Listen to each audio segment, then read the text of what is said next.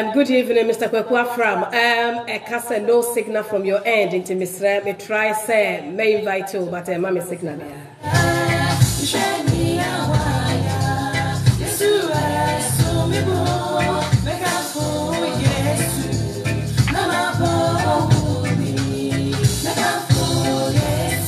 Welcome, Agnes Chum, and a time as back to Munina Mama Kwaba Pasito Radio Dumediation.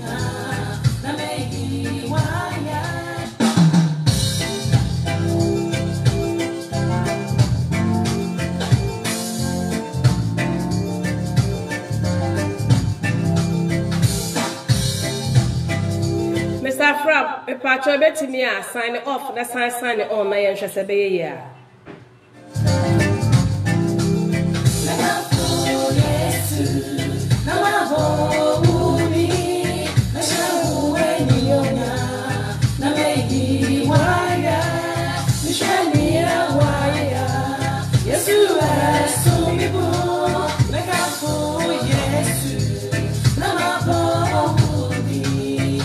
Welcome, Owusu Eric and Francis Kume.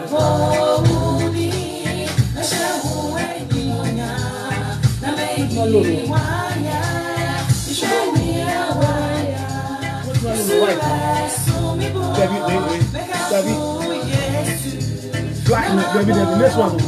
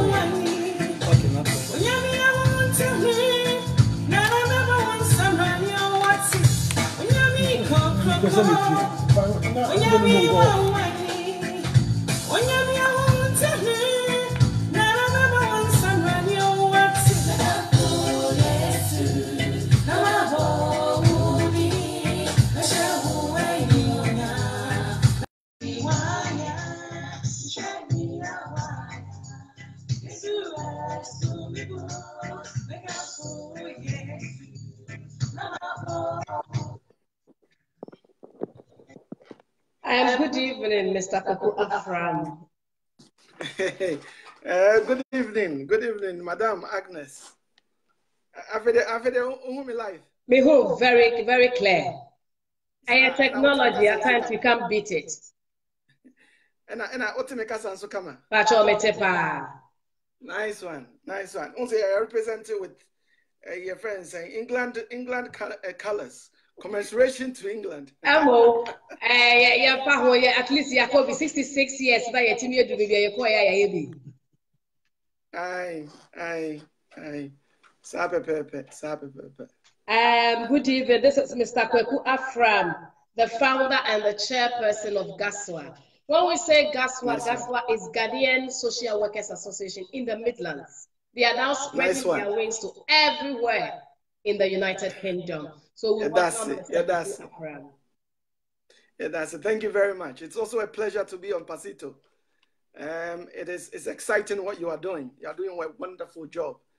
And we want to say more grace to your elbows and for the wonderful opportunity and the platform that you are also giving us as Ghaswa, the Ghanaian Social Workers Association, to also help bring some important information and educate our Ghanaian community in particular, and also all the communities that choose to tune in and listen to this insightful and thought-provoking discussions that we always have. Okay. Today, for some time now, by the grace of God, we have Ghaswa. We've treated physical abuse. We just finished with domestic abuse, and in that the impartation, when the abuse happens, the impartation of children, we've just finished with that. And today we are going to talk about good parenting. But if I will say, I'll say a layman will say good parenting. But when we go on professional, Mr. Kwaku Afram is going to tell us into details. I will just say good parenting. But Mr. Kwaku Afram is going to teach us today what that means. Because we are from Africa or Ghana, to be precise. Yes. And then we have just migrated to this country with our children. And then what do we want to know? Are we going to teach our children to be Ghanaians or to be British? Are they going to eat the banku and the fufu? Or are they also going to eat the chicken and the fried rice and the chips?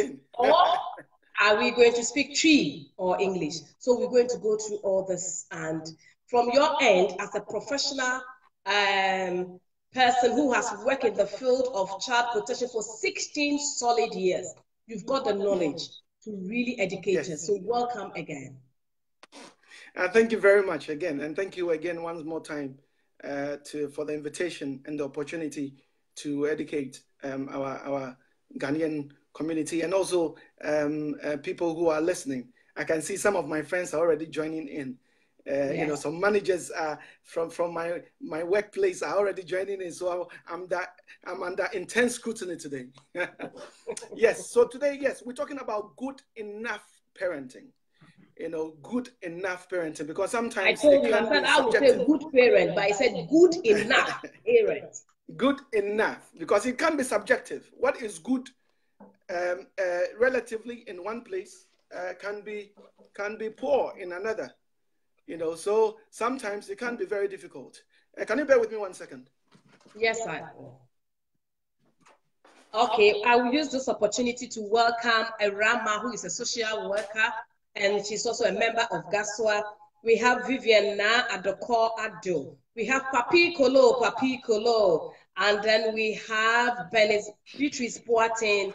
We have Augustina Afrakuma, and we have Francis Kumi, Owusu Eric. We welcome you all to Pasito Radio this evening, and then Davi, we welcome you all. Please, when you come, share the video. When we say share the video, you are also educating somebody. At times, we have people from Kuwait, Saudi Arabia, you know, all those places. I don't know anybody there, but your sharing will reach them, take them out of trouble. You are also educating. As Mr. Kwaku Afram, he has been able to go to all the school, have the degree of social worker, his experience, and they are there. So you also go in and share the video. When you come and share the video, invite friends. This is an important discussion. Yeah, and as I said, this topic sits with a lot more people. Not only, you know, I would say the Ghanaians, the African community at large, some of the Asian community also experience this, and everybody who's migrated from one place to another would also, I would say, be familiar with this issue of educating and raising our children in the diaspora. It is quite a challenging thing. And as you rightly said, you know, we are brought up one way. We have our set ways. We have the way we do our things. And then we bring up our children. And we end up bringing the children to England. And, you know, the dynamics are so interesting. Some children, Madam Agnes, they have to grapple with about sometimes 2 or 3 identities. The scenario is that you are a Ghanaian. You are born and bred in Ghana, and you know you give birth, and you know you have a child in Ghana. You migrate to Italy, and then they come and they are able to come and join you in Italy. So when they come to Italy, they become assimilated in the Italian culture, and already they have another identity. So that they are Ghanaians, and now they are Italians. So they you know, learn about the Italian way of life, and they do a lot of things the way the Italians do. Then, because of the difficulties, and this is particularly quite, you know, I would say relevant, because most of the Italians have migrated to UK. Most of the Germans, the Dutch people, Holland people, Spain, there's been an influx of people coming from all these places. So one, you are training them, you're bringing them up as Ghanaians. Now they are now have learned the ways and lives of Italian people. Now they've come to England. So are they going to be Ghanaians or Italians or English? So you see some of the challenges that you know, the parents you know, face. And as you rightly said, so is it going to be fufu, or is it going to be you know, a pizza, or is it going to be fish and chips? So these children come with so many issues that the parents do not appreciate, because what they tend to think is you need to be grateful. You know, if you were born in Kasapin number 3, you know, perhaps maybe you will not even have a pair of shoes, you know, to even walk to go to school. You know, and that is what we tend to do. We are always telling them that they need to be grateful that, you know, they found England. But some of them, they come to England and they are quite disappointed because their conception or their perception of England, it's totally different. Maybe when you were here, we kept on sending them goodies, you know, all the shoes and all the stuff. And they thought that when you come to England, everything is you can pluck things from the tree and you can walk on gold. And when they come and they see, unfortunately, if you go to places like Handsworth and other places in Birmingham, and they look at the place and they think, is this the England? Myself, I had a cultural shock when I first came to England. My cousin picked me from the airport. And then I was coming and I said, Kwame, where is the London? He said, this is London. I said, all this archaic, outmoded buildings, is this what you call London? I came with high expectations. And that is what our children also come. They have this cultural shock when they come to these places. So it is a lot for them to grapple with, and for a lot of parents to grapple with. So already it is a challenge by the cultural shock that they are faced when they come into the country. So as you rightly said, there are pertinent questions that you need to be asking ourselves. It's about, are they going to be like the children that they go to school with, or like the children that they live with? Or are they going to be Ghanaian children with your principles, but then within the, you know, I would say the English community? So these are quite interesting but challenging things that parents face. We have a number of issues that we have to talk about in terms of, you know, when these children come, and in the context of good enough parenting. We have concepts where we say that, you know, the Ghanaian child or the African child is to be seen, but not heard. But we need to be good listeners to listen to our children. But our upbringing is that a child has no say. When you are chatting and your child dares make a comment, the way they will be shouted down at. So there are a lot of challenges within that, you know. So it is important that even though that our children have come, and they've come, you know, into England, we have to be able to adapt to some of these things. Yes. So there is a lot of things. There's a lot of things pregnant within this.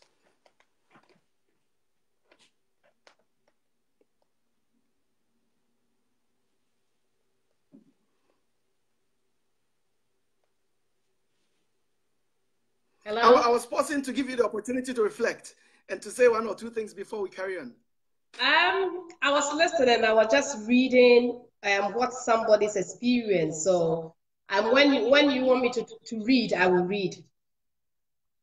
Yeah. What I do is I'll pause in between my comments so that you can make submissions or read any comments that you want to read. Okay. Say great points, big brother. That was Gabriel A. Kwachi. Currently writing a small book about this very aspect, being a child who has grown up in a different country myself.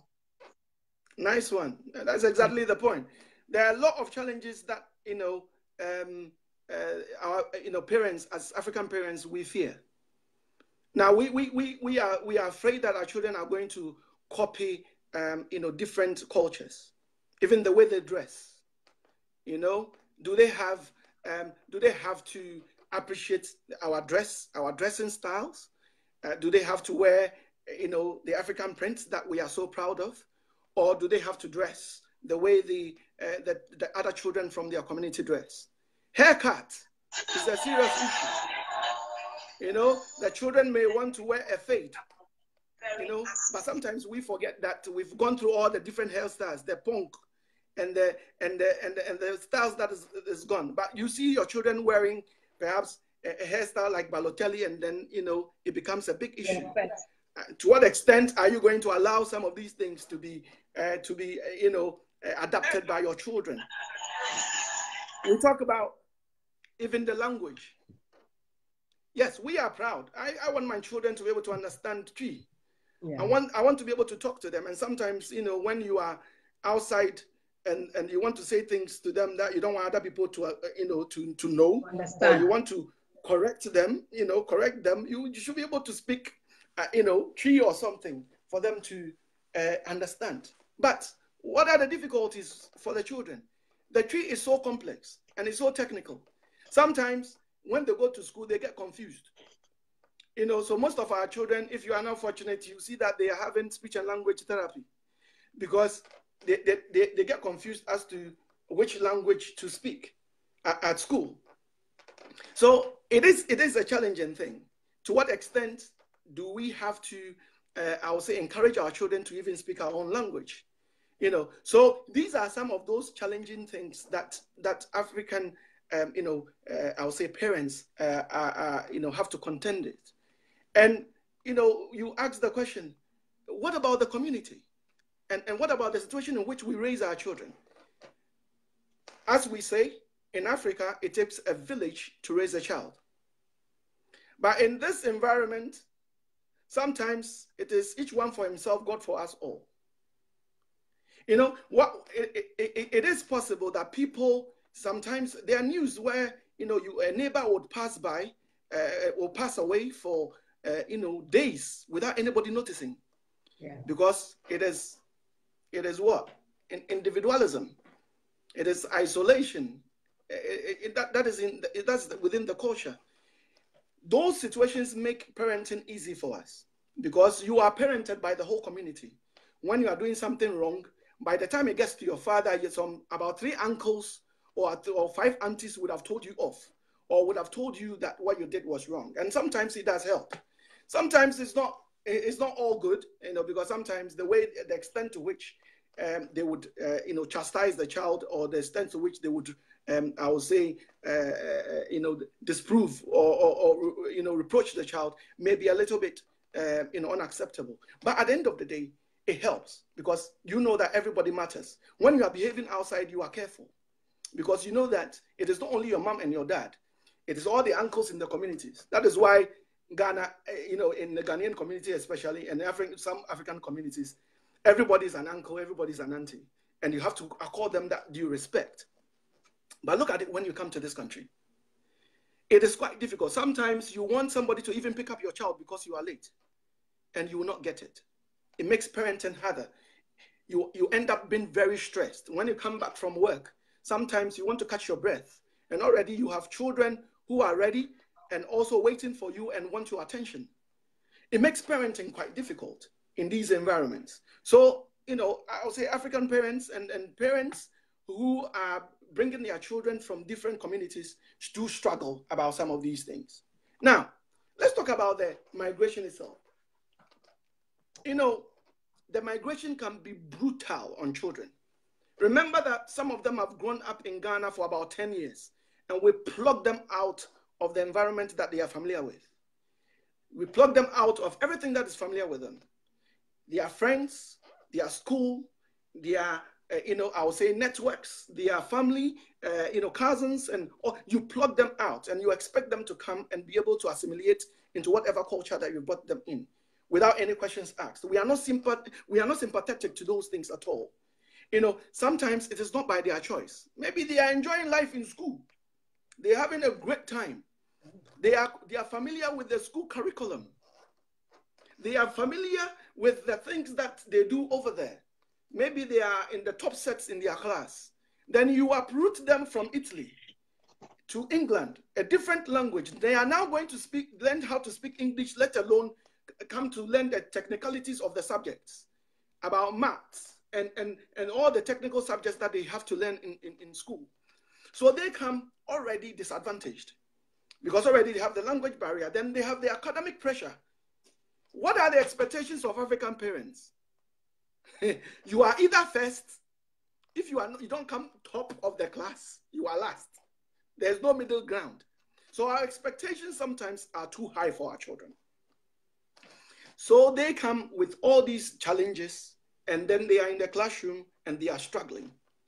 And sometimes they cannot even understand the teacher because the teacher has got an accent. What about them? They have also got accents. Some of them, our African accent is so thick that when you say something, you have to repeat it about 3 times before the English people understand what you're saying. Because we've come with a very thick accent. And your children have come and he's saying balloon, and, you know, and he's pronouncing things, hippopotamus, and, you know, and all those pronunciation difficulties, and they start being ridiculed.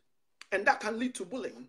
So these children are confronted with so many difficulties when we, you know, I would say plug them out of their familiar environment. So you get what I'm saying. So in a nutshell, there is a lot of challenges faced by these children and also as parents and how we respond to some of these things. Okay, so as you're saying, I have some points. Is it that a lot I have realized, because I work in the school, that a lot of children or African children has got some speech language problem? Do you think some of these are due because of some of them were born here and some were not? Do you think it's the language barrier? Secondly, I have realized that people that were from, like, not straight from Ghana, but from maybe Europe has got such problem. Do you think it's the language barrier is because of them being maybe from Germany to here, from Belgium and all those things? I realize that most people from that have got a language barrier. And then the parents will say, when we were there, the child was okay. I don't know why when we got here, the child has got this problem that they need speech and language therapists to come in. Do you think it's due because of that? Those things can have an implication on children. Yeah. So yeah, it is. You are quite right. Now, the beauty of it is that any child that is able to master different languages, it becomes more clever, if you get it. So if you're able to speak more than one, I mean, languages are encouraged in schools. Yes, you are you are encouraged to learn to speak Spanish, Italian, French, and other languages. So if you are able to, I'll say speak a different language, it helps you technically. The difficulty is the foundation. The difficulty is when they come initially. And the difficulty is because we put so much pressure on them to do well too soon. What we don't take into consideration is that it will take them some time before they get used to their languages. And also we need to be able to support them. So when they come, we need to find time. We need to perhaps maybe consider extra classes, so that they will be able to be more acquainted with the words and the pronunciations and all those things. That is where the challenges come from. Yes, indeed. When we are at home and we are teaching them how to speak Twi, and they go to school, and all of a sudden the teachers and everybody around them is speaking English. Initially, it will create some difficulty. But the speech and language therapist will tell you that so far as the child is eloquent in their language, they will pick up very soon. They will pick up very soon. So I'm not suggesting that we should discourage our children from learning our language at all. No, because it actually helps them. It gives them that ability to be a bit more even eloquent. So, but it helps. But they would struggle to fit in when they have children. Imagine that the child has come from Italy and there is no child who understands the Italian language, or the teachers don't even understand or speak the language.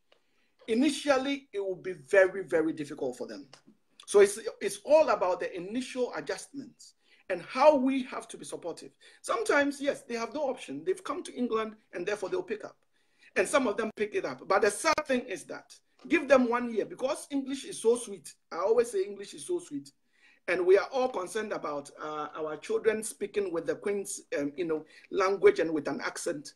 They lose their Italian language within the Italians are quite good and they maintain it, but those people from Holland and Germany, after a while, they lose all that languages.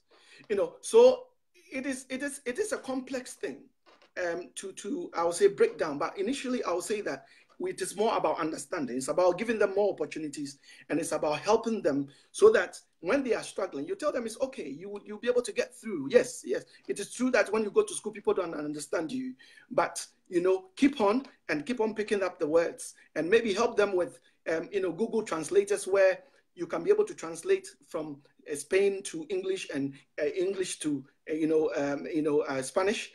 Then they are able to learn these things quite quickly. One good thing I've realized about those from Europe, their children can speak our dialect very well. Because they could not speak the Italian or the German language, the Dutch with them. So those children can speak the language as if they were living in Ghana. That is one thing, that one they've tried their best. But some of us here, what I don't understand is, the Chinese and the Indians, the children were also born here, but they can speak their own language as well as the English. That is one thing I've not found the answer. But I don't know why our children cannot speak it. Because they can speak it. Again, it's the complex we have. And I say it's a complex. It's the complex over the English language. Complex over, because our priority is for our children to speak English. So we sacrifice every other language. Now, let me tell you the reason why those who come from Italy and other places are quite eloquent in G. Because that language is difficult. Your mother did not even finish Form 4. Your father didn't finish middle school. They speak broken English, you understand? And they've ended up in Italy because of, migration difficulties. Where are they going to be able, how are they going to be able to learn the Italian to communicate with you in the Italian language? So that is why, because they find it quite difficult to speak the Italian language and the Spanish and the other difficulties because of the complexities of those languages. That is why those children tend to speak more Twi. They become more eloquent because that is what the parents can speak. That is what the uncles and aunties and people around them, because it's a technical and a difficult language. When you come to the Asians and the Chinese and those people, they are proud of their language. That is where they are proud of their language. Look, I'm sorry to say, and it's quite disappointing to say, that sometimes you meet your fellow Ghanaian and you mistaken them for somebody from a different nationality, and then you hear their name and you are quite shocked, and then all of a sudden automatically you want to speak to you want to speak something that is familiar, but you find out that the people will be responding to you in English. Because they are embarrassed, even in the office. Look, when I come across a Ghanaian in the office, I will say, hey, oh, Jack, hey, now me watch you, because I'm dying to speak Twi. This 2x4 English I have to rehearse and check whether I've got a verbal clause of sentence and go. I'm dying to speak my language. I'm so proud of it. But we are too shy of our language. Sometimes that is what creates the difficulties. That is why I would say our children are not picking up the language, because even at home, we do not speak the language. Even at home, I would say 99% we are speaking English. So that is why our children are not picking up. But these people are proud. And sometimes these children are raised by their grandmothers. Yeah, you know that unfortunately for us, we don't have generations of Ghanaians who live with us. Most of us are living by ourselves. But when you look at the situation for the Asians, you will see the grandmother there. The great-grandmother is also living in the same household because of the way, their communal way of living. And if you are being raised up because of childcare, they don't have money to take you to nursery. So if you are being raised up by your grandmother, what language are they going to speak to you in? If you are being raised up by your great-grandmother, what language are they going to use to communicate with you? So that is the advantage that they have over us. We are not, unfortunately, we are not in that position where our grandmothers and our great-grandmothers are able to live because of immigration difficulties. When they come, even when they overstay for 6 months, if you are not careful, they will not allow them to come back again. So these are some of the challenges that we face. And that is why sometimes they are so, I would say that they are so eloquent in speaking the Twi, but those who are raised in England, because of the complex of the English language, why we want them to be very eloquent and rattle English, that is why they lose those languages. One of the things that I want to point out that creates some of the difficulties for parents raising children in the diaspora and abroad is the issue of long separation. You gave birth to your child in Ghana, right? You left Ghana perhaps maybe at the age of 3. you have been struggling and hustling and bustling, and maybe at the age of 11, that is when your child has been able to come and join you back in England, right? When they come, they lived almost all their childhood life without you, without your parenting style, without your authority, without things. So you are a stranger, technically, to them. The best time is that perhaps maybe during Christmas or something, maybe that's when you talk to them. Some of the parents, even because they are so overworked and they are so concentrating on building mansions in Ghana, they don't even call their children to have interactions with them. It is about paying the school fees. It's about giving them goodies. So when they come, they don't have a relationship with you. They grew up, other people brought them up. They were either brought up by their aunties or their uncles or their grandmothers and their grandfathers. Or they were in boarding house. Some of them were in boarding houses. Say it again. They are in the boarding house. Yeah. Who is raising them? Is it not the head teachers and the house masters who are raising them? And then we expect that when they come, we come in to instill our discipline and our way of life. And then all of a sudden, after a few years, they start challenging your authority. They start being in conflict with you, and they become defiant. When you say things to them, they're not going to listen to you. So these are very, very, very pertinent issues that make it a bit difficult, for parents who are raising children. And as I've always said, that yes, they have left their educational system to back home, what they were familiar with. They might have been doing well. Now they have to struggle to get used to a different subject. So some of these things make raising children in the diaspora a bit of a unique challenge. And the parents need to have special set skills to be able to help their children to be able to do well in these environments. Okay. I think I will read few. Rama says, true, the Asians have their great-grandparents living in their homes. Ophelia says, children easily pick up English language, so it should be their main language. When they grow at the age they will be. One thing is, I have a work colleague, and she was born here, and she can really speak their language. So I asked her, she said, with them, they will tell them, when you get to the school, you can speak the English. When you come and you reach the door, there is no English unless you are learning. Wow. Yes. So their family, most of them, that's what they do. They tell them that you can speak when you are in school. But as soon as you get to these doorsteps, that's it. English is finished unless you are seated on the table when you are learning. But we will not do it. No. Because of the complex. The reason she can speak, she understands. And so at first I thought she was brought up in Pakistan. She said, no, all of us were born here. And then in our house, that is what our community, that's what we do. That's why you don't see them mixing together, unless some of them, just a few of them that you see them speaking English with their children. But they don't usually do this. And then as you were saying that, so some of this bullying is because of accents. Oh, yes. Some children, they will be laughed at and they don't even want to go to school. So in this situation, what can we do? Because I have brought my child, I left the child, and I have brought my child here. And this is a situation, and then our brothers from the other end will say doctor. So when a child go and say doctor, obviously they are going to laugh at this child. Yes. I mean, it's all about what are we going to do? It's all about understanding. And I like Ophelia's comments that speaking your local language will not put them at a disadvantage. It's it gives them that technicality of a different language. It makes you more intelligent.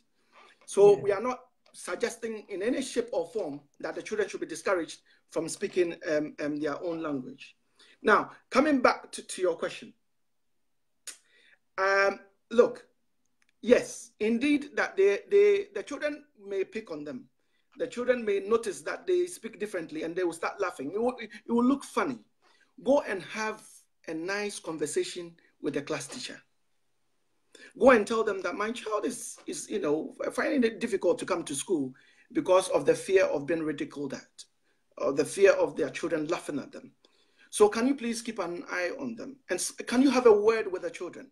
So the teacher would obviously listen to you, and they will try and do something about it. So they will talk to the children that, you know what, so and so has come from this place. They are not, they've not grown up in this environment. They speak Italian. So next week, if we start speaking Italian, how are you guys going to feel? And how are you guys going to cope? So try and understand. So they will try in a child-friendly level of, at their level of understanding, they will try and explain to them. So there's no harm in having a word with the teacher and telling them that this is what your child is experiencing. And also talk to your child.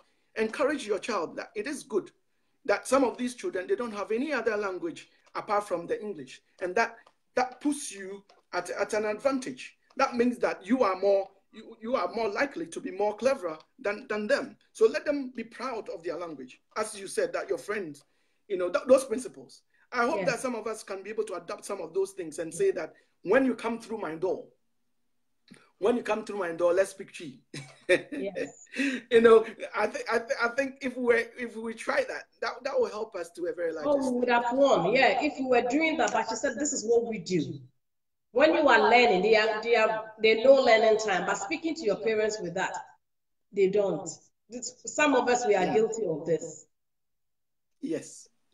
And as in Shraba Mami Mensma Boatin is saying, when you go to Ghana, tell them that if you speak the tree, when you go to Ghana, you will feel in place.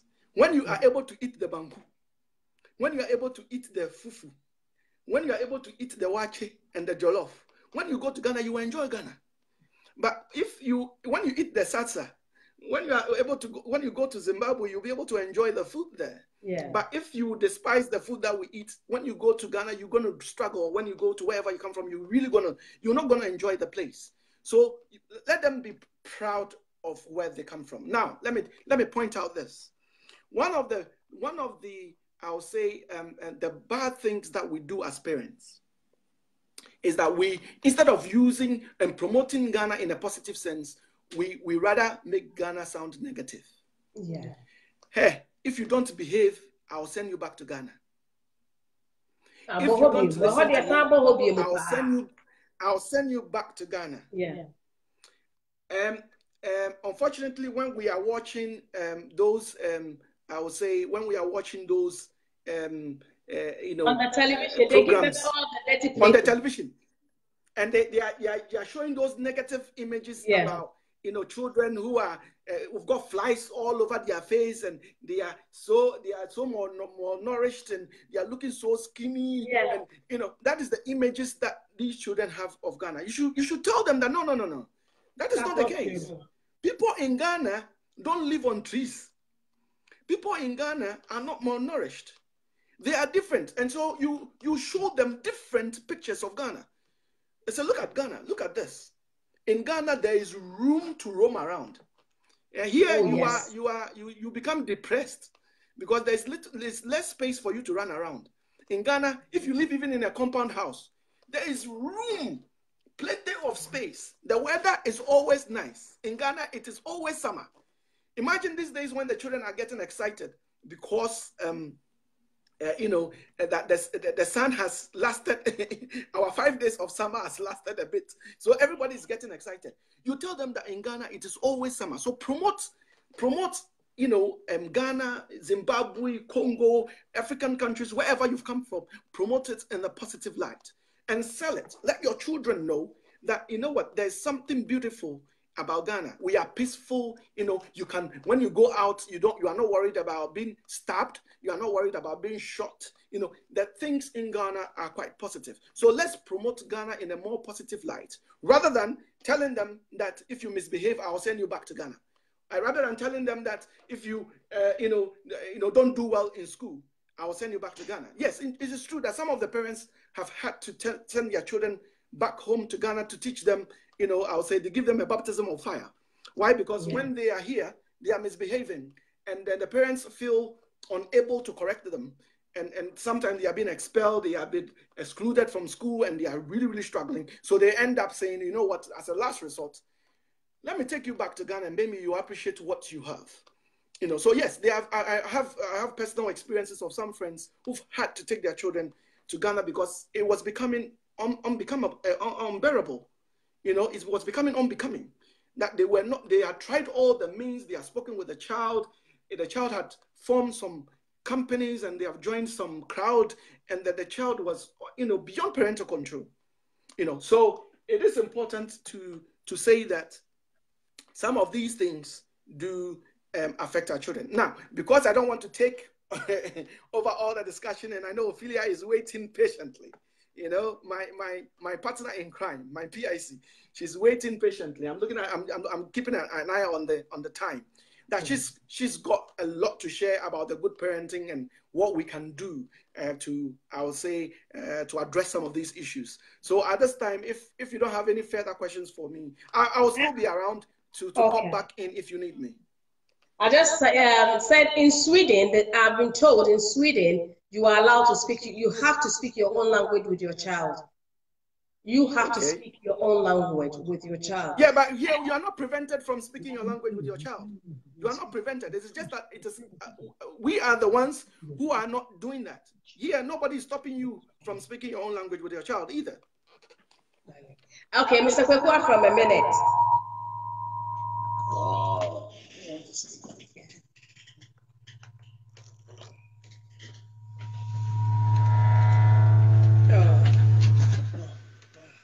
Okay, it was saying that in Sweden, I was trying, you can see, I think you can hear. Yeah, teachers were paid. Say teachers were paid. Yeah, your dialect have to be paid, and you have to go and learn it. You have to learn to be able to speak. So we should try, we can do that as well. It's never too late, because the sad thing is, Mr. Afram, some of the children do not even understand. You know, some children, they understand everything you say and they will speak the English back. But some of them do not even understand at all. When you say, what you say, oh, pardon? Pardon? Yeah. The child doesn't understand at all. Look, every parent, I would say this, look, every parent, I mean, sometimes when you are married to somebody from a different, I would say, nationality, or you've married to somebody of a different nationality, that one, it's quite difficult. English will be there. Yeah, you know, I can understand when our Ghanaian ladies are married to the white men, and our Ghanaian men are, you know, the other way. It is quite difficult in those situations. But it is a total disservice to our children when we have two Ghanaian, you know, parents, and their children don't speak any, or they don't even understand. Yes, that's the sad one. I can understand that the technicality. No, they don't understand. It's because we are not proud of our language. It's because we are so keen that we want our children. Look, my father did something of that nature to me. My father said to me when we were growing up, you come home, you have to speak English. When you go to school, my school was Cosmos Preparatory School. They will say vernacular golden chain. When you speak Tree, they would put a chain around you. The chain is made out of milk tins and things to embarrass you. That is what we do in Ghana. Even in Ghana, those days, if you then this guy is speaking Tree, then they'll say vernacular golden chain. Then they will come and embarrass you for speaking your own language. But now it's even now it's Mr. Afram, it's worse when you go to Ghana now. I can say 80% of Ghanaian parents are speaking English with their children. Yes. Because everybody wants their English with the children. So how would your mother, who has never gone to school, or your mother-in-law who has never gone to school, so when you take those children to Ghana, that means your mom cannot speak to them, your husband's mom cannot speak to your children. How will they even enjoy the environment? Because they are hearing things they don't even understand. I remember when I took my child to there, and one of them had their birthday. It's so nice that when we came back, the younger one, when it was her birthday, she wanted us to go back. So she could experience the atmosphere, you know, the outside. Seeing children you've not invited, they will come in. So she was enjoying it. He said, I want to have my birthday back home, like my younger sister. I said, no, where did fall into when we were there? Nice one. Yes, because she'd never seen an atmosphere, you know, the enjoyment we have back home. Home sweet home. Look, Ghana is so beautiful. When you go to Ghana, you don't look, everybody is blasting their radio. Yeah? These are some of the things that we despise when we're in Ghana, but now we miss them. Oh yes. When there's competition in the compound house about who's got the loudest radio. There's music in the air, you know, people are running around, but it's the complex. It is part of the new colonialism where we think that everything English is better than what we have. No. You know, it is part of the complex that we have, that we think everything English is better. We are not proud of anything Ghanaian. No. You know, we are not proud of wearing our regalia. We are not proud of wearing our African prints. We are not proud of wearing anything Ghanaian. So this is the same complex. I said the mistake my father did was that he thought that he wanted to teach us to be able to be eloquent because he thought that we'll pick up the tree anyway. That we're going to play with our friends and we'll pick up the tree anyway. But I am sad to say that I am more eloquent in English than I am in my own local language. But for the Ghanaian church that I go to, my tree would have been completely lost.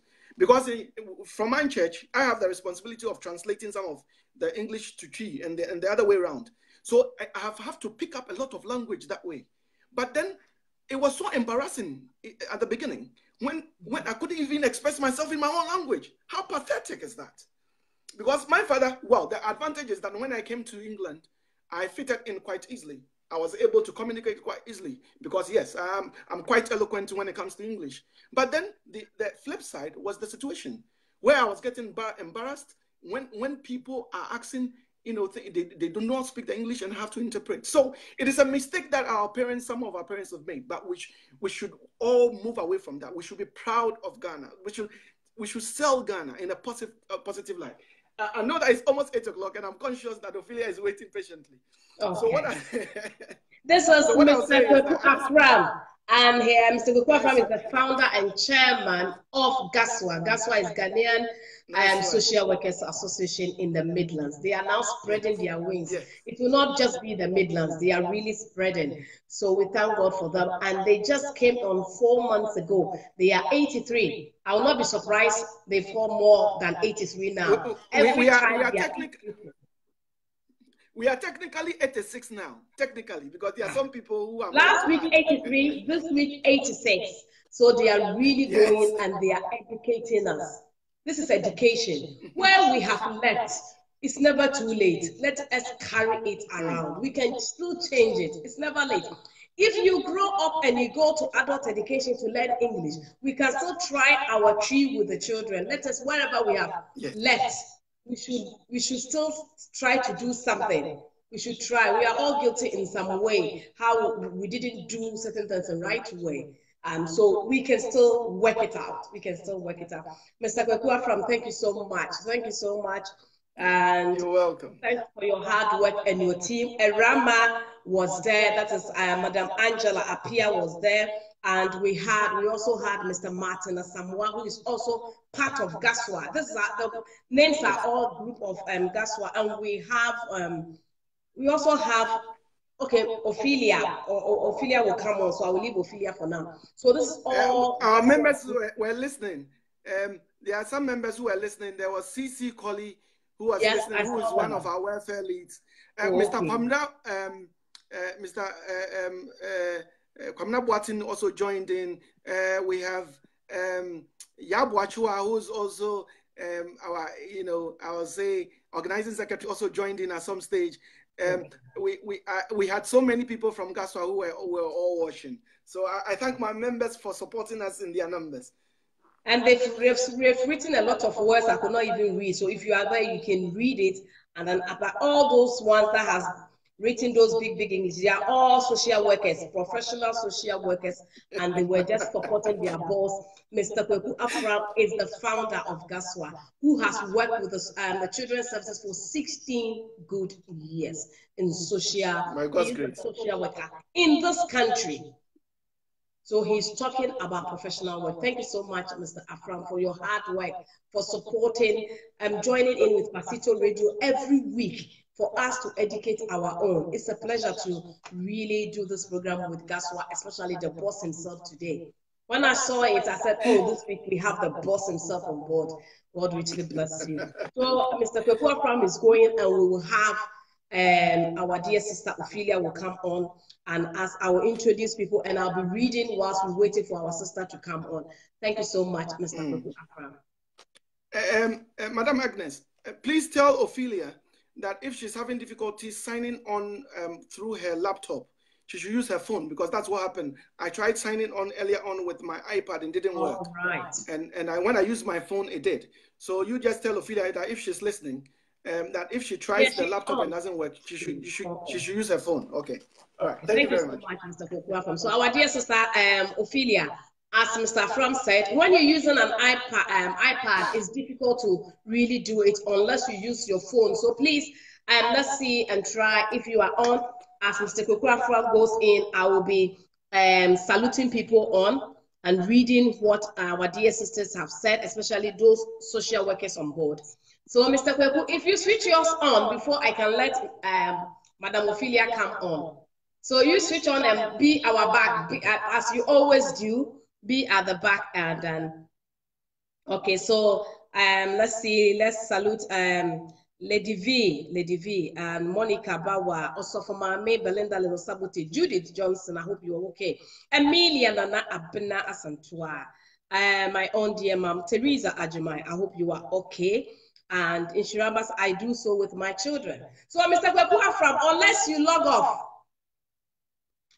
Ophelia cannot. Mr. Kwaku Afram.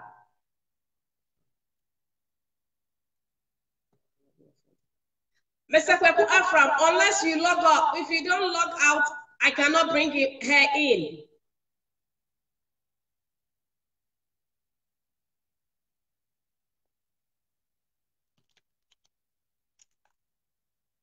Okay, you'll be going on in a minute. Okay, so I will welcome as we wait for our dear sister Dede Nuki. Dede, I hope you are okay. And Ben is Boatin says good point.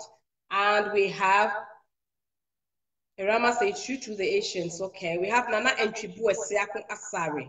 Mame say wa Jazzy, Minister Jazzy, Jeffrey Ephraim, Asari Abena, Jacqueline Mensa. I hope you are all okay. Amankwa Efia, Epia Boatin, and Anofrim. Brew Ak was a good one.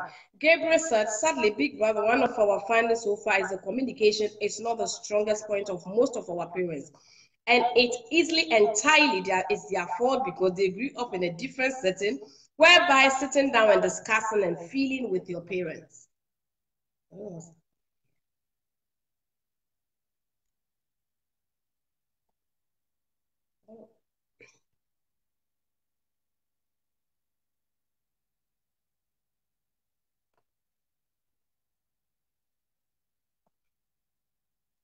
It seems like it's freeze, and I don't know.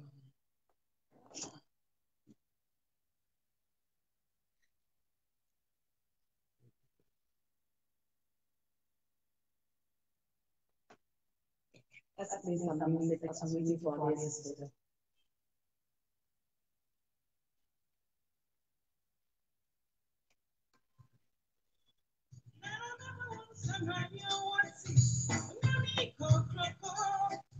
Yeah, Jewa, welcome.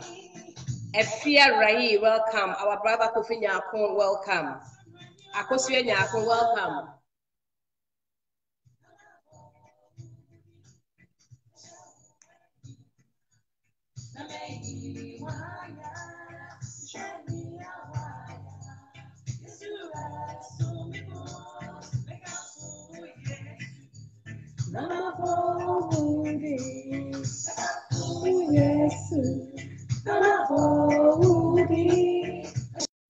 We're listening to this music by Gifty Ophelia gospel artist in the UK. So our dear sister Ophelia, if you are on, please come on and we are ready for you. As your boss, Mr. Kwaku Afram said, he said, if you are using your laptop, please use your phone because it's difficult to have either an iPad or the laptop to do it. So if you are already on, please sign off and come on again.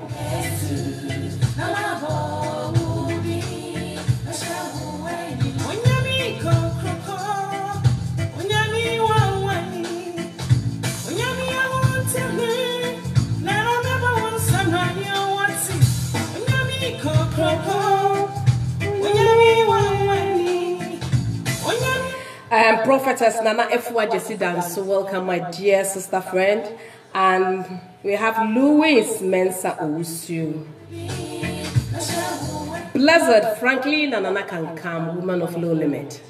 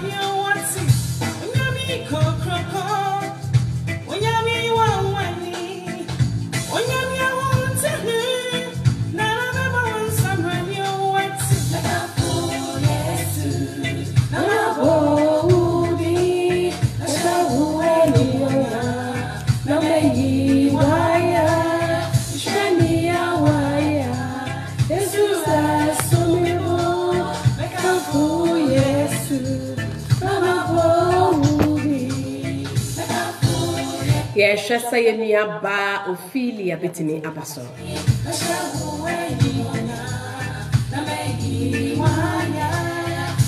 Say Ratib Candy, welcome.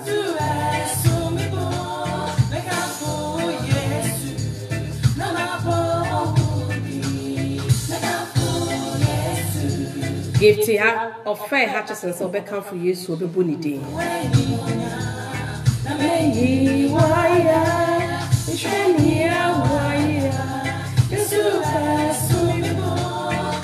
Our dear sister Ophelia, please, if you are using the laptop or an iPad, please log off and use your phone.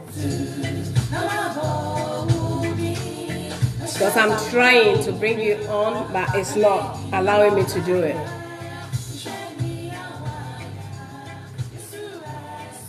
Mimi Fojo, welcome.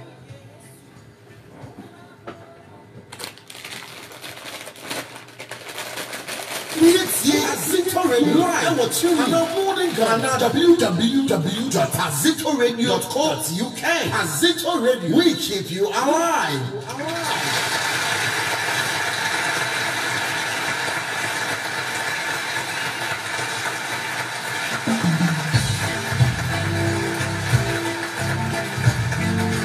Welcome our dear sister Tina Latifa Jones. She's also a social worker in Milton Keynes and she's also dealing with us mental health issues as well. Our dear sister, a few weeks ago she was in Manchester and we really had a great time in teaching.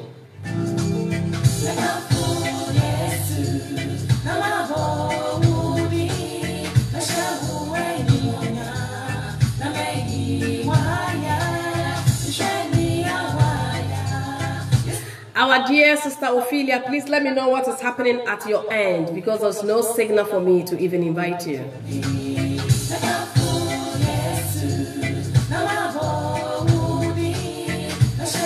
Welcome, Emilia Nana Abena Asantoa.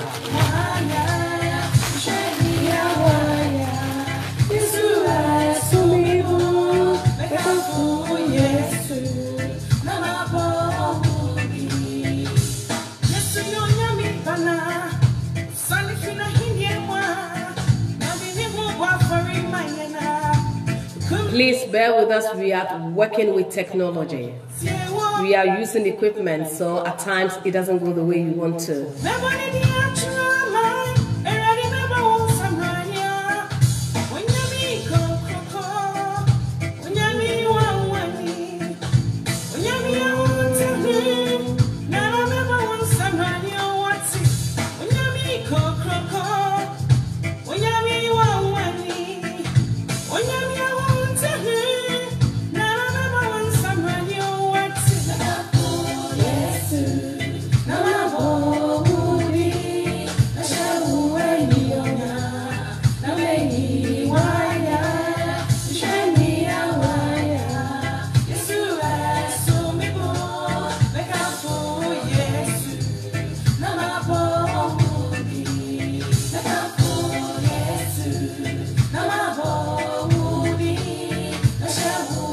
Please, if Ghaswa members are on, please let me know what is going on. Our dear sister Ophelia, we want to know what's going on.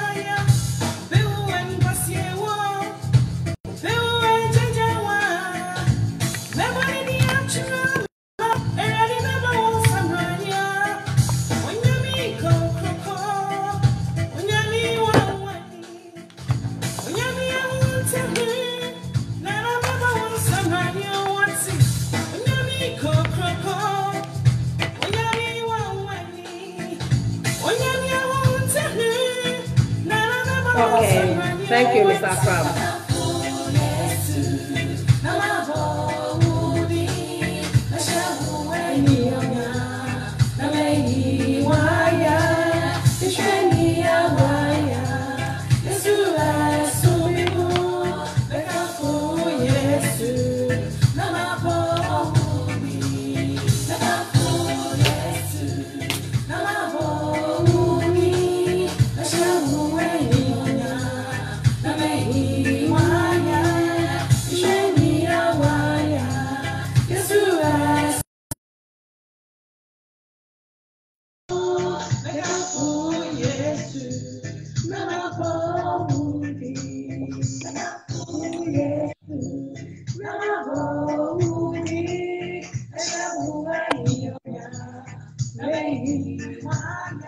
Hello, good evening, Madam Ophelia Turson. At long last, we've got our sister Ophelia Turson.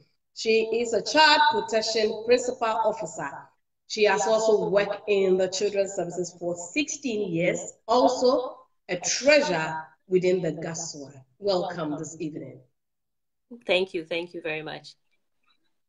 Okay. We've tried, but at least we are on. Your boss was able to direct you, and then we are on. So I knew you were there listening to all the conversation that went on earlier on. So we're going to continue with your knowledge as well, what you have for us this evening. We've been talking about how our children, the communication, the language barriers and all those things that we bring children out from wherever country into this country, and we have a lot of challenges. Yes, we do have a lot of challenges. Some of it is due to our own cultural perceptions. Some of it is due to our understanding of the child protection systems in England. Some of it is just lack of knowledge, basically. Lack of knowledge. And I would say that most of us practice the way our parents brought us up.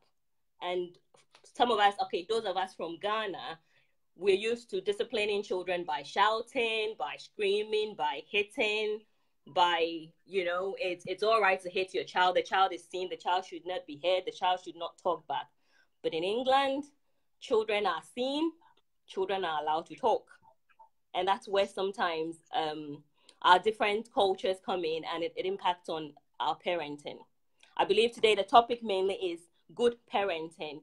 And when we talk about good parenting, it's basically meeting your child's needs. And when we say meeting your child's needs, we're talking about giving them food, keeping them safe in terms of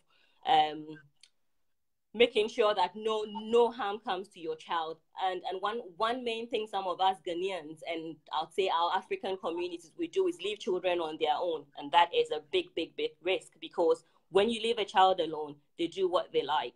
So obviously, as a parent, it is your responsibility to make sure your child is safe. And if you don't do it, the law here will deal with you. So, if you say the law is going to deal with you, I understand. So in this,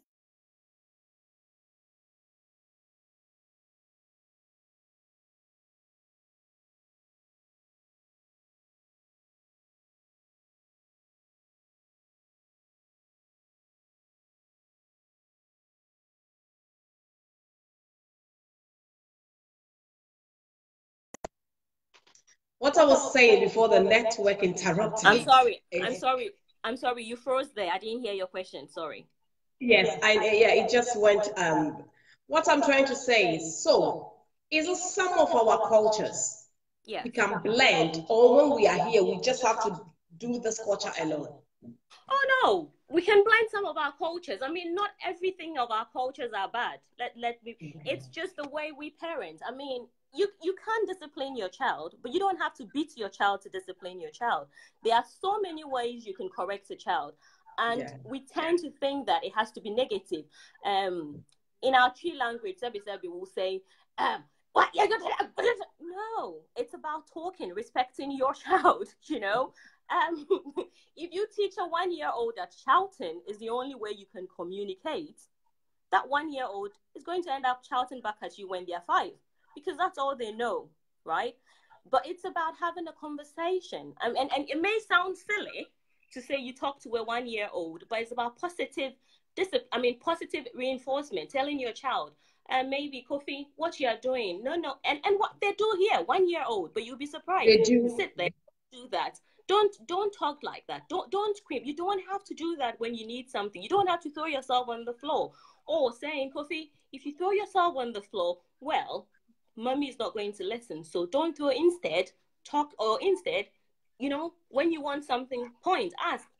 It's amazing how children learn. But even at 1 year old, children do learn a lot. Understand, yeah. And when we look at children from a home where there's shouting all the time between mom and dad, at 1 year old, when they hear any raised voices, they coil into themselves. They start shouting, they're crying. Yeah. They start wanting a safe haven to go to, because they are frightened and they are 1. So they definitely understand what is going on. So children as little as 6 months, as 8 months, as little as they are, they do know, and they can sense what is going on around them. So I'm not saying all of our cultures are wrong. We have good cultures, but it's about picking the good ones and blending with the culture we are in. I'll give you a typical example. I recently had a case where I've had a mom who's coming from, when you were talking about Italy, I was laughing, because I've had a mom who's coming from Italy and basically has said, in Italy, the police will be standing there and you can beat your child and it's okay. And I just turned around and said, I'm sorry, lady. Beating a child here can end you up in prison. It's as simple as. It is not acceptable. Accept it. That is what the English law is, you know? That's it. But what we are not saying, and then she turns around to say, well, then you're telling me that I can't discipline my child, and for that reason, my child is misbehaving. Now, my argument there is, are you trying to tell me that beating your child is the only way you can stop the child from chastise a child? Now, this child we're talking about has special needs, and this mom does not understand that we need to support that special need. It's not about beating. The only way that beating is stopping that child from doing what the child does, is putting fear in that child. But when the child goes to school, the behavior still comes out. So there is an underlying factor. So it's lack of education. And a lot of our A lot of our people have that. They just do not understand, you know. And it's about educating them to let them understand that, look, we do have good cultures, but it is not just about shouting and screaming and beating that you can raise a child up. Good parenting, talking to your child, communicating with your child, knowing what your child needs, understanding. You've got 3 children. Each and every one of them is a different child, is a different personality. Oh, yes. You have to understand, if this works for A, it doesn't necessarily mean works for B, you know.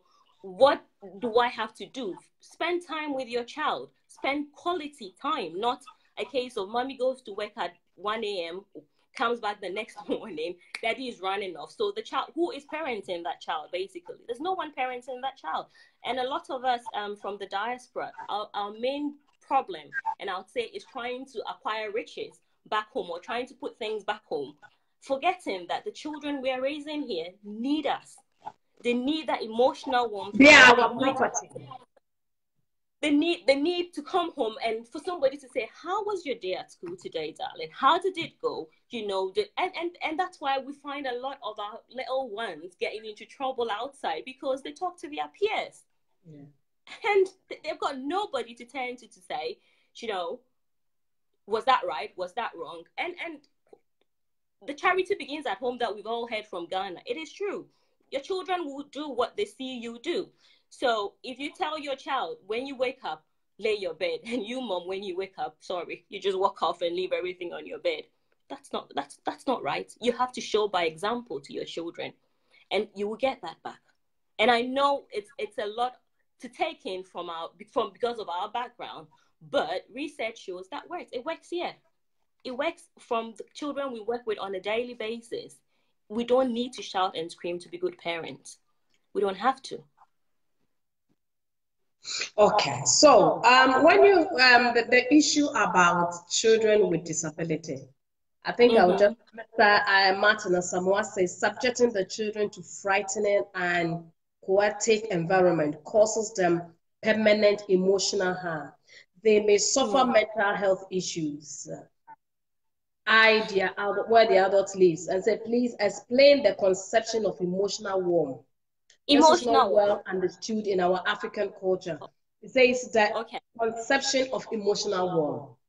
Okay, Mr. King, emotional warmth is basically being there for your child in terms of you sit with your child is crying, you sit down, you take time, you listen to why the child is upset, you open up to your child, being there. I don't want to use the word emotionally, but being there wholeheartedly for your child, you know, being open with your child, communicating, welcoming. Your child is able to come to you to talk to you. It's not a case of when daddy comes, we're all running into the bedroom. When mommy comes, oh, where's the nearest exit? Because we don't want to see mommy. No, your child should be able to walk up to you. Your child should be able to tell you that, daddy, I'm not happy with that. Your child should be able to tell you the reason they are not happy with you. You have a dialogue. You are there emotionally, or you are there open-heartedly for your child. I hope I've made myself clear, Mr. King. Yeah. Because what we realize is, as you said, we're doing things back home, so we forget about the property, that the children are our property. That is our investment. But most of the time we are spending the time here. But we're doing it there. Lack of even their education. We are not involved in their education. Let's be realistic. You know the big houses we build back home? When we go home, the most we spend is 4 weeks. We have 365 weeks in a year. 4 weeks of that we holidays. The rest of 362 weeks we're here, or we are wherever we are working, you know? Yeah. So we spend so much time and effort putting a mansion home that will be staying there every two years or 3 years or 1 year, whatever you decide to go home, but the most you spend there is very short periods. Yeah. Meanwhile, you brought 2 or 3 or 4 children up, into the world. You have brought them into the world. They deserve to be brought up, looked after. But you're leaving them to grow up. And don't get me wrong, children will grow up. But the question is, how are they growing up? Are they growing up with love, with support, to become the adults you want them to be? Or are they growing up just watching YouTube, whatever they learn on the internet? And these days, children are groomed on the internet on a daily basis. Children are exposed to so many things on the internet. And without you understanding what your child is watching or understanding what games they're playing, you're a blind parent. You are a blind parent. And if your child comes to you tomorrow and tells you that, or you hear your child is holding a gun, is that when you're going to correct your child? No, the harm has already been done. You've allowed society to bring your child up for you. So it's about, look, open up to your child. Know who your child's friends are. Know what they do. Spend time.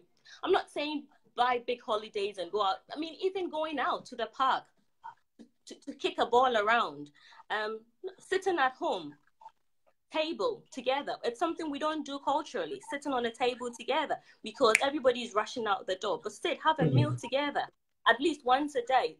Pick a lunch or supper, whichever one best. Whilst you're eating, you're having a conversation. You're understanding your child's world. You understand who their friends are. On the odd occasion, if you understand these games, join in the game. Have that fun. You know your child. Your child gets to know you. They're growing older. They would learn from you. That would be their world of a parent, or that would be their world of also bringing their own children up, more or less. Okay. Ophelia, if somebody has a special needs child and the person is having challenges, how do you deal with that one? If somebody has special needs child, let me make sure. Okay, let me bring it this way. Some people, the child is misbehaving, and you have realized this behavior is unusual. What do the person has to do first before it's been identified? Because what we tend to do is, meanwhile, you can see that this child, there's something wrong somewhere. Thank you. Again, it's our understanding. Again, I'll give a typical example of a parent I work with, who told me that, okay, this child has suspected autism. It's not been diagnosed, it's suspected because of age. Now, this parent refused to allow health visitors or GPs to make a referral for this child to be assessed, or to be, to see if whether there is a level of autism or not. And we all know that the autistic spectrum is a very, very wild, very long one. So it could be, whichever level. But this parent's argument basically was, it's a label. Once my child is diagnosed with autism, my child becomes labeled. Lack of understanding. So if you have a child who has a behavior issue that you don't understand, your first point of call is your GP. Go to your GP. Make an appointment. Sometimes I know you have to climb mountains to get a GP appointment, but you're doing it for your child. Make that time. You can go through school. You can go through the NHS. You have to fight for your child. And I've known parents that have requested and requested and requested and requested. Eventually, somebody will he listen to you and make that referral. It can go through child and adolescent mental health services for an assessment to see whether it's something to do with the environment. Because sometimes some of the behaviors is basically because of the environment the child lives in. The child is used to seeing or has grown up around a home where shouting is the norm. So to that child, that behavior is all about environment. But if environment is taken out and it's seen that, no, everything around this child is okay, this child should not be behaving this way, then your point of call is health. And that should be your GP. And eventually your GP will direct you to the right point of call for further assessment. It does take a few assessments to come up with, obviously, diagnosis, because I don't think, and as contrary to what people think, they don't like labeling children, but sometimes that's the only way you get the support they need. I know a man who wasn't diagnosed with ADHD until he was 21, and by the time he reached 21, he had been in and out of prison. Oh yes, and this is not a black person I'm talking about. Somebody born and brought up in this country. He had been to prison. He had been arrested. He pulled up knives at people. Oh, that's bad. Before they realize you have it. What to do was pick up that phone and make that call, because they thought, again, oh yes, it's behavior. He's getting into prison, he's been arrested, until until somebody actually decided, no, we need to look at this in a different light. He was 21, and since then he's been given medication, and he's not been to prison since he was diagnosed with ADHD. But culturally, I think sometimes we would prefer to go to the prayer camps. Don't get me wrong, I'm a Christian. I hold my hands up praying. I love praying. But sometimes we have to find a thin line between seeking medical help and going to sleep in church for 24/7. Yeah. You know, it can work together. Okay. You know, So, is there any law? Sorry, No, you finish yours. Finish yours, my dear. What I was saying, you continue praying, but at the same time, if you think it needs medical attention, please go see your doctor or GP, or seek some kind of NHS 111. You know, get some medical advice. Even in the Bible, Luke was a physician. There's so many ways that Jesus said this woman has wasted her money on doctors. That means the Bible is telling us there's doctors. So this is lack of knowledge. My people perish, because there's nowhere in the Bible that says we should not seek medical help. If a parent or if school diagnose, or they not diagnose, but they realize that there is a problem with the child, and constantly a parent refuses for help, is there any law around it? Because maybe the teachers have realized this child, no, there is. I work in a school, so I know children with autistic, I know children with autism, all sorts of all this mental everything. But some people will then refuse it. Technically, there's no law. So they just leave the child. Parents have they have the parental rights. They have the overall say. However, if it's putting that child at a point where you think, or the teacher thinks, that that child's health needs is being neglected, the best way is to refer to children's services. Now, when you refer to children's services, they would come out and do an assessment to see if really that child's health needs are being neglected. If health can't do it, then the best way is to refer it into children's services. When it does come in, they will do their paperwork. It's quite a lengthy assessment. And if the evidence is that this child actually needs health or needs help, and the parent is not doing what they should do, then we could talk. That's when we come in with the Children's Act 1989, because that's where we think that you're putting your child at significant harm. Because if the child doesn't get that particular support, that child is going to be at a disadvantage in life. Yeah. And therefore would look at whether the child needs a child in need plan or a child protection plan. And either way, from that angle, we can support. The whole point of these plans is to support parents to do the right things for their children. I know people see it contrarily to say that they're taking my child away, but no, it's actually to work with you to get the best out for your child. It is when you refuse to do it, that's when the law then comes in to say, well, if this parent can't put the child's health or whatever needs forward, then somebody's got to do it, and that's the state. We've got to do it for you, I'm afraid.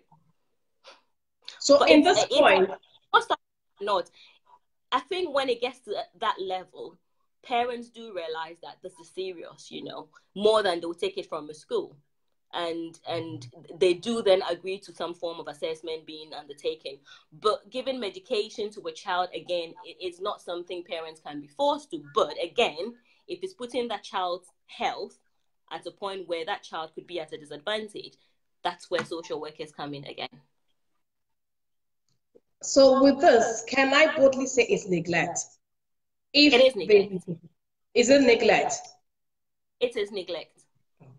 Okay. There's so no other, neglect, that means neglect, you are abusing the child as well. You are abusing your child, yes. Oh. Neglect is, I mean, if I don't want to go into technicalities, but in this country, we have 4 main categories: emotional abuse, neglect, and sexual abuse. Sorry, I've missed my points there. We have Mr. I think your colleagues have they treated the neglect, but I just wanted you to be open that if you are there and you are refusing. Neglect is anywhere where you're refusing to meet the child's basic needs, and health is a basic need. Health is priority, because if that health needs is not met, that child is likely to suffer in future. As I said about this 21-year-old, what if he had killed somebody? What if he had killed himself? You know, it would have just because somebody had neglected to find out that, You know, he's got ADHD. Now, if I don't do my job well and a child dies, it's neglect. So as a parent, if you're not doing what you're supposed to do for your child, you're neglecting your child. And there's no other word to make it simpler. Okay. Somebody is saying, as you have worked for 16 years, have you ever seen a child being having special need, being better? Like, is there any progression that the child has special need, and have you ever seen the child progressing from that situation?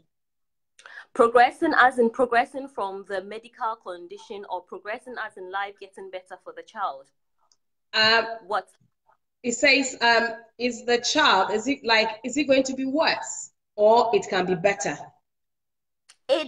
I suppose it's a very tricky question, but if you're listening, you can add more to what you have just read, because I'm reading exactly what is there. So if you want, I don't want to mention name, but you know, so you can add more to the messenger and I can read it. Okay, let me just say, if a child has, and let me be very blunt here, if a child has problems with walking, right, and it's been diagnosed, or medical conditions are saying that child cannot walk, the child needs walking aid, right? That child would need walking aid for the rest of the child's life, okay? If a child has any medical condition, or learning needs that is diagnosed as a long term, it is there. It's not going to go away. However, it's the quality of life that child is going to have. Children with disabilities have rights just like any other child. Yes. Now, if a child needs a special chair to sit up to be able to eat, it is your responsibility as a parent to make sure that that child is using that chair, and it's the responsibility of health to make sure that that chair is provided. But if you don't allow the assessment to take place, how will they identify what that child needs to be comfortable? Yeah, it's like people who have terminally ill diseases. It's terminally ill. What will happen, but they have to be comfortable. They have to. It doesn't mean that because they've got a terminal illness means that they don't have right to medication. They still need health services until whenever they are called to glory. So that it's like that. A child with disability needs to be looked after. It may not get better, but they have to be comfortable. And if they can't talk and they need aid to communicate, they need that aid. It has to be provided for them. And let's look at Professor Hawkins. I mean, he was diagnosed with multiple, but he lived for how many years? And he was able to communicate until the day that he died. So having a disability does not mean that you can't do things in life. You just have to be in the right environment. And some people just can't do it. They just can't do it. But it doesn't mean that they should be neglected. The only thing there is they don't have a voice. So somebody has to be their voice. And usually it should be their parent or the advocate who's advocating on their behalf. All right. I hope the person is, if I haven't clarified it, could you please put your question in a more detailed way? And then that's why I said he can write it back on the messenger, because I read exactly how he put it. So if you are not clear, okay, he's giving a thumb up, dummies, he's clear with it. Okay, that's fine. Okay, this one says, my 14-year-old is always arguing and arguing, and anything I say, it's arguing and arguing. What can I do? I believe you know your 14-year-old better than I do, but teenagers argue. Teenagers would argue already. Apparently, that child came in when she was 8. She came into this country when she was 8. Or came to live with a parent when she was 8. Right. I believe that we all know that children form their characteristics by the age of 5. Now, I'm not going to go into details because I don't know this child, but whoever has brought up this child, or whichever environment this child grew up in, the child has already formed their basics. You know, they've already formed their habits, their core habits of life. If this child came in at 8, she's 14 now, and my math is really weak, but bear me out here. 14. So that child has basically been living with you for 6 years. You haven't known this child for the better part of 8 years. It's about learning to understand how this child operates. Now, I believe that as a parent, you probably are like, I am the parent. I'm not in your house. Don't get me But at wrong. least you're giving examples of how a typical African Ghanaian woman will behave. Yes. But you've got a child who hasn't been with you for 8 years. The child must have formed his or her primary attachment with that primary caregiver. The child is used to that person bringing them up. I'm afraid whoever asked the question, you've got to be patient with your child. You have to learn how your child operates. 6 years of that child's life with you, yes, it may look like it's a lot, but it's not. You really need to understand. But the foundation is not there. It is a lack of other. And sometimes how this helps is going back to who brought the child up and having that conversation with that person. What worked? And I know we sometimes struggle to do that, but sometimes that's the way to go. Go right to the beginning. How was it working for you? And it's not working for me, you know. I have a family member who is looking after their own child, and it's a similar situation. And every day I go through this and that and gradually it's being unpicked. It's about learning how this child operates. And sometimes it means not being the parent, but coming to that child's level. And I think we struggle with that a lot. We do struggle with that a lot. And at 14, they already have the hormones kicking in. They already have the teenage attitude kicking in. So they are dealing with their own little, growing up, their bodies, hormones, and then they're having on top to deal with a parent that doesn't know them. It is a conflict. It's something that I'm afraid, parents, you have to really be patient with. And try sometimes. If you think it's going to be an argument, find alternative ways to have communication. There's so many ways. Excuse me, I'm not laughing, but the way she said it's not, I didn't intentionally. I left for greener pastures because of this child. We are not judging you, it's just you are worried, that's why you brought it. And then I think she said this child was in a boarding house. So from the boarding house, she went into whoever is taking care of. She said from boarding house to home. So as Mr. Kwaku Afram said, the child was in the boarding house. So who brought this child up in the boarding house? Exactly. I was just about to say, who has brought this child up? Most of her childhood years in the boarding school. And then from the boarding school, she went into the hands of this one. Most of the time, one thing I've realized is when somebody or when your sister lives abroad and brings a child to you, I have personally experienced that. Oh, yeah. It's difficult. If you train the child a little bit, they will say, oh, you are maltreating the child. When you are trying to, so it's difficult to really do it. So our dear sister,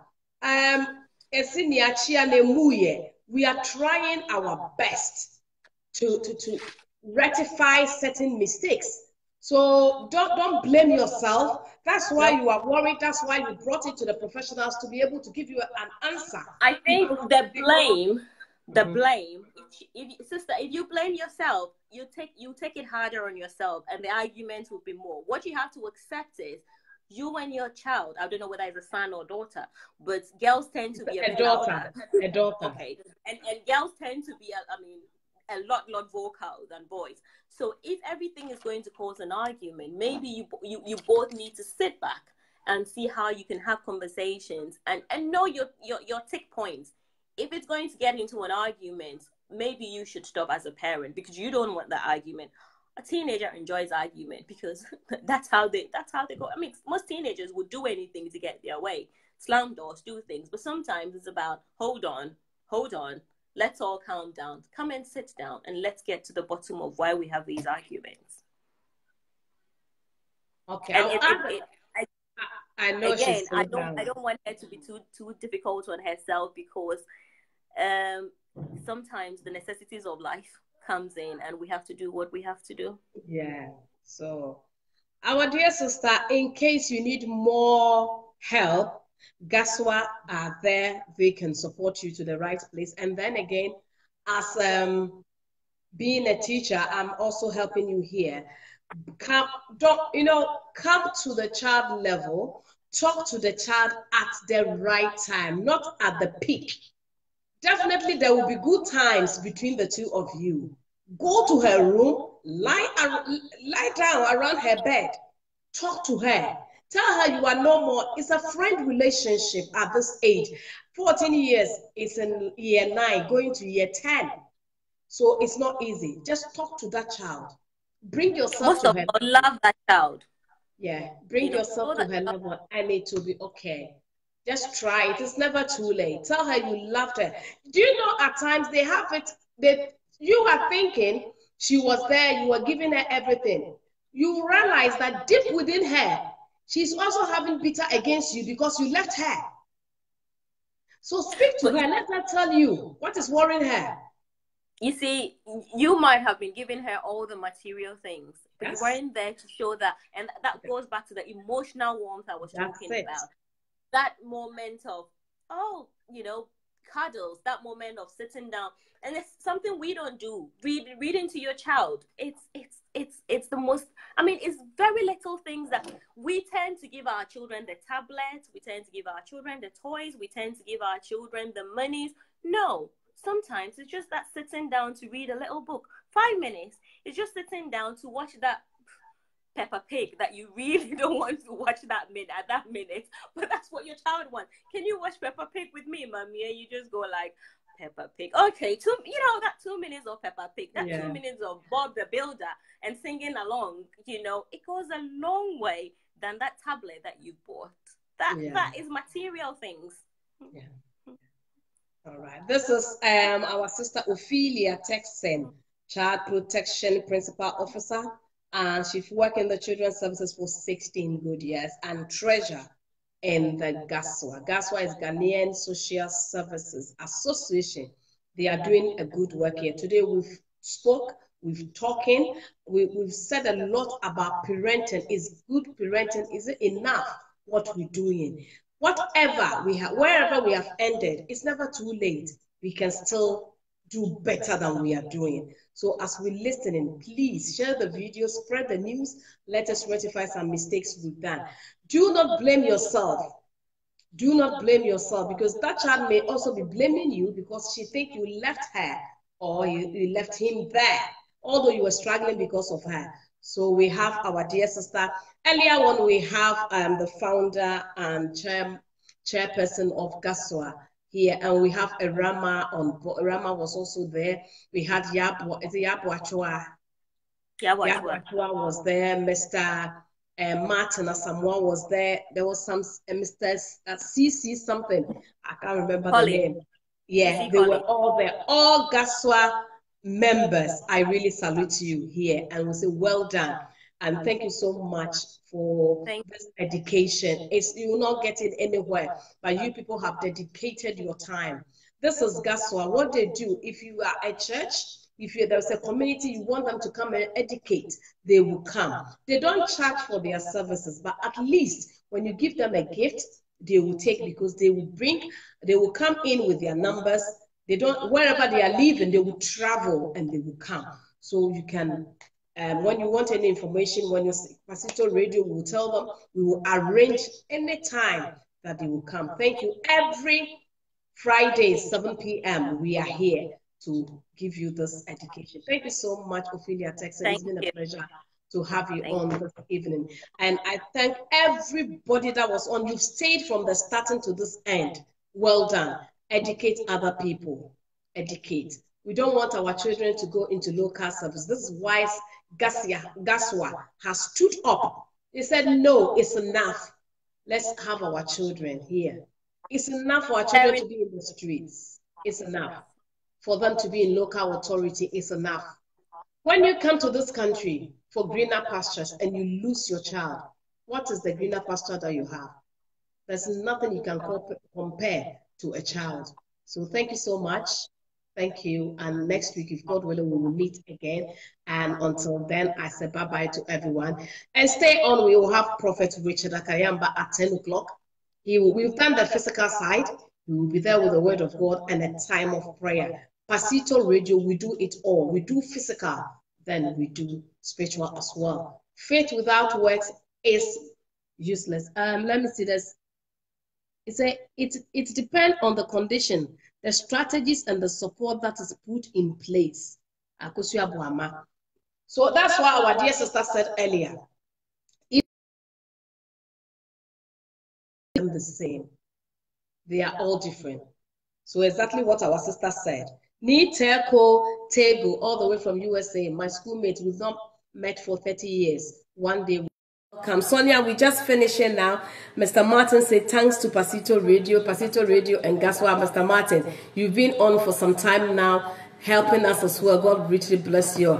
And then Inshiraba Mami Me Siwa Buatin. All this we're doing is by Inshiraba Mami Mesua Buaten. She's the one who helped us all to get this Ghaswa thing. May God rest you, Mami Inshiraba. She's also a social worker, but now she said she's laying back to take care of the children. When they grow, she will go back. So bye-bye everyone for now. Bye-bye and God bless you.